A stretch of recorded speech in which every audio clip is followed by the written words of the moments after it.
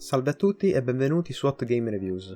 In questo video vi parlerò di City of Broken Dreamers, sviluppato da Philly Games, già famoso per altri titoli come Depraved Awakening.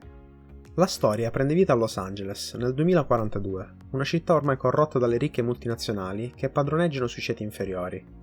Noi vestiremo i panni di un ghost, un mercenario che lavora proprio per queste multinazionali, a cui verrà affidato un compito, quello di trovare una ragazza scomparsa. Da qui inizierà la nostra storia, che ci porterà nel bel mezzo di un conflitto che potrebbe cambiare le sorti dell'intera città.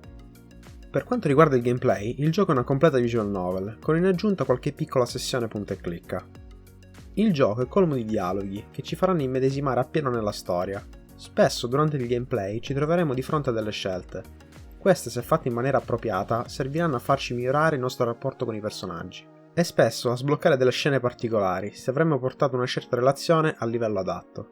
Come spesso accade, i punti relazioni in aumento non appariranno subito a schermo, ma nel gioco è presente il menu info, dove potremmo analizzare sia le schede di alcuni personaggi e sia il nostro livello di rapporto con essi.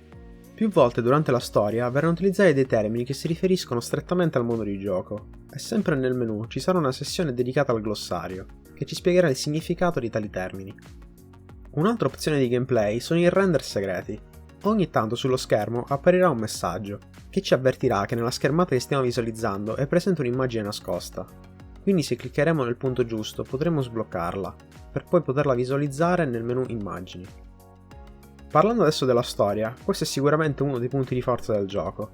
Questa mischia in maniera eccellente momenti di azioni e fasi di calma, non trascurando sicuramente la parte erotica del titolo. Il mondo dove si svolgerà l'intera trama è ben strutturato, anche se inizialmente ci si potrebbe trovare spiazzati dall'elevato numero di informazioni che ci verranno date.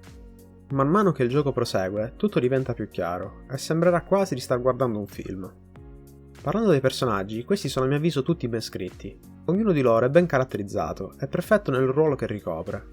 Anche gli antagonisti, nel momento che si paleseranno, saranno già stati introdotti in precedenza, facendoci provare timore nell'affrontarli. Adesso, parlando del render, qui c'è ben poco da dire, tranne che sicuramente tra i migliori in circolazione. Quasi ogni personaggio è fantastico, quasi al limite del realistico, con dettagli facciali e fisici che lasceranno a bocca aperta.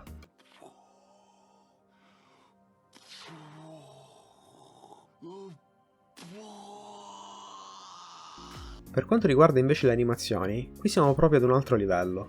Oltre alle animazioni durante le relazioni con i personaggi, che sono realizzate in maniera eccellente, il resto del mondo sarà spesso in movimento, con transizioni tra un luogo e l'altro e movimenti dei personaggi durante i momenti di azione. Adesso, dopo questa recensione, è giunto il momento dei pregi e dei difetti. Inizio dai pregi, con la storia. Questa fantastica, e chi amante dello sci-fi l'apprezzerà ancora di più. Il render, tra i migliori del genere. Le animazioni, queste di altissimo livello e sparse anche per il mondo di gioco. Gli ambienti, perfettamente ricreati.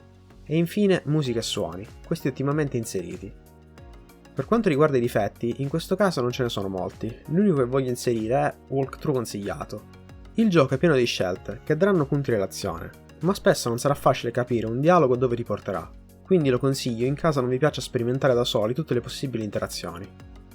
Anche questa recensione è finita, non resta che dare il mio voto, che in questo caso non può essere inferiore al 9,5.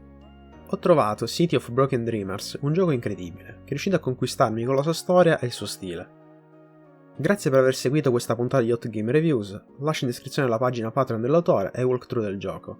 E se avete qualche domanda da farmi, o volete semplicemente dirmi qualcosa, lasciate pure un commento. Alla prossima!